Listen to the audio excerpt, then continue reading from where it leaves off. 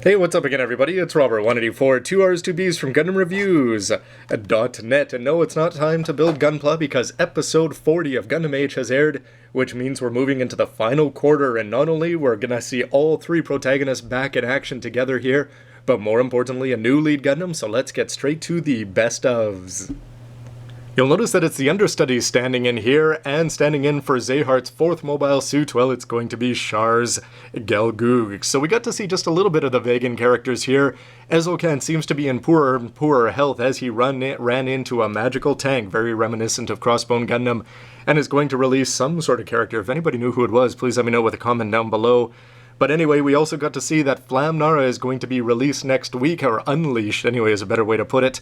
And Zehart, calm, cool, and collected, although you could see that he was a little bit rattled by the fact that Asim wasn't staying hidden, and he seems to be certainly dwelling on him, as opposed to this third and now fourth arc sort of protagonist in the form of Kyo, and you wonder if that's not going to catch up to him at some point. Some of the other good character moments were the moments that you sort of have to expect. You can imagine that with a father being away for your whole life, that Kyo and Asim had a good makeup scene at the beginning where they were able to just talk a little bit, and even though Asim says that he's going to go do things his own way, and then that leads into his conversation with his father, who he also hasn't seen for 13 years. And basically we got to see how sort of rigid all three of them have become in their thinking. That includes Kyo, but also Asim is going to do what he feels is best. Flit still believes that he's sort of gone off the deep end a little bit in his hatred, and he's not seeing much else, however. But anyway, good characterization across the board, and Asim's second generation voice is certainly growing on me, and of course the relationship between these three is going to be the crux upon which this whole war is going to be resolved, I'm sure. But ultimately, in terms of character development, I thought this episode belonged to Kyo, and it's sort of been a long time coming, where despite the fact that the third arc started, Asim was always sort of in the background and Flit was playing a large part, and we got to see the development of all the characters around Kyo. And it finally seems after he went to Mars, that whole arc there, that he's found an idea of who he is. And now whether you are a big fan of these protagonists that decide that war is just bad and I've got to find the way to do this through non-violent means right up to the end, and by non-violent I mean just chopping off the heads and saving the pilots as opposed to doing the rest. But at least it sort of seems like Kyo has sort of found his way, found his voice, and that's certainly going to be a good thing, just in terms of characterization, because I think we've had a better idea of who Flit and Asim were, and where they were coming from than for Kyo. Too bad that it's taken almost 13 episodes to get there, but again, it's setting us up well for the final 13. Onto Mobile Suit of the Week, though, where there was a certain surprise in the form of the Adele. It is the Mark II, this isn't just a repainted Adele, but it was looking pretty cool out there in its space colors, or diva colors, or so it looked. And the other thing is, how about the Genuous O Custom getting some good play there, as we got to see both the Genuous Adele colors in the opening to go along with the O Custom, some nice saves out there, and of course, the high-grade Clanch coming, Clanch Custom, it's gotta happen, but we always need more Clanch, I'm sure. But no, overall, there can really be no doubt who the star of this episode was in terms of the mobile suits, and I really like the way that they did it chronologically by showing off the launch of the Federation attack towards the moon base at the very beginning, where we got to see Kyo in the cockpit before they skipped back and sort of showed where the Age FX came from.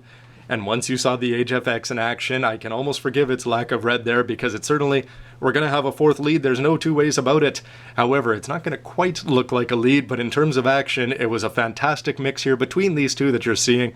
The 00 Quanta with its bits, and then of course the new Gundam and its funnels. And the C funnels here were the star. I think it's got about 14 of them, 6 and 8, large or small, I don't know the combo until... well, I'm sure you could go look it up online, and we'll be seeing more of it in the forms of the advanced grade and the high grade. But how cool was it in action? I thought the Age FX, it had some great moments when they froze the eyes as it attacked the screen, which is the way that it should be, but also just the way that we got to see Kyo inside the cockpit, seeing on the monitor how he was lining up the blades, and as the way they send them off.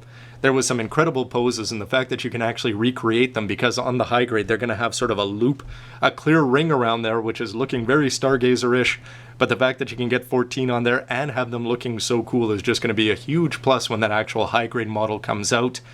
But in terms of action, he did a great job of sending them off, using them as blades, slicing through everything except the actual pilots of the bad guys.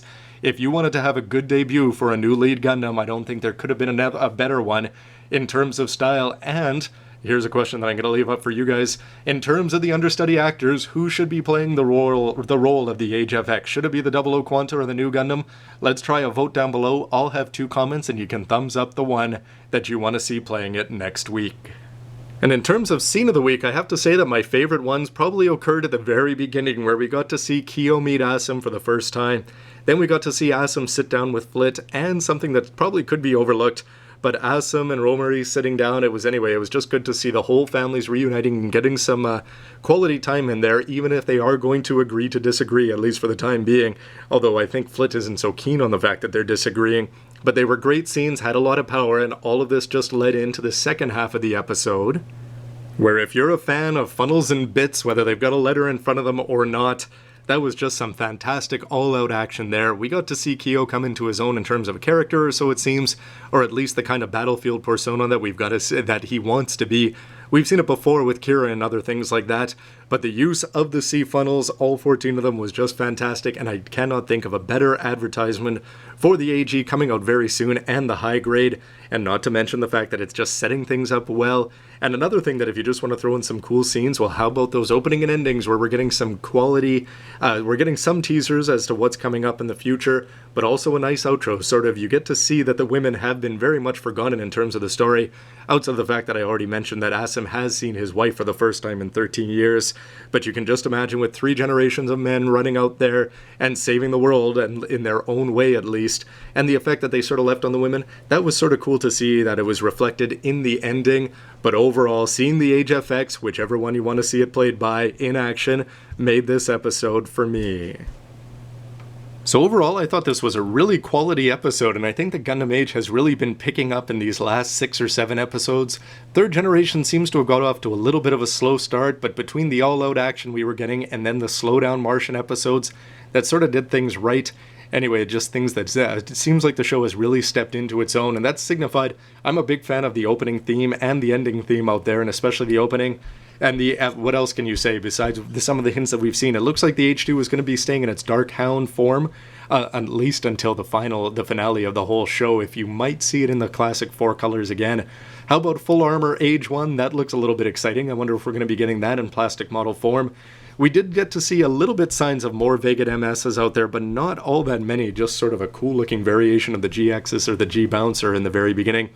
And I am looking forward to finding out more about those mysterious characters. Flamnara has just sort of been hinted at. She's just been standing there at Zehart's side for the last 10 episodes or so. And we haven't seen anything out of her, but we're going to go back to Alala, Yurin, Tifa soon. A flashback as we get to see that in action. And you gotta wonder who Ezelkant was so desperate to get out of the tube, and who that woman was who was standing in the control base next to Zehart. However, overall, we do have a new lead, which is sort of interesting that they're putting in 4, so they're doing 1 per quarter instead of 1 per half for the first time in Gundam. But overall, despite the fact that we got to see more Asim and more Flynn in the show, it just has begun to feel like Kyo's show to me, which is where it really should be going, especially this late in. The fact that he's also getting a lot more time as the lead compared to the other guys. But anyway, it feels like he finally stepped out of their shadows into his own. However, these are all just my opinions, so why don't you let me know yours about both this video and what I've said, and of course your own opinions so that people can hear a whole bunch of them with a comment down below. Please remember to vote whether you're a fan of the 00 Quanta or the new Gundam, playing the Age FX until it gets properly replaced in Plamo form. But anyway, everybody, thanks a lot for watching, and stay tuned for the next review next week, and there should be lots more action with lots more leads. Anyway, everybody, see ya.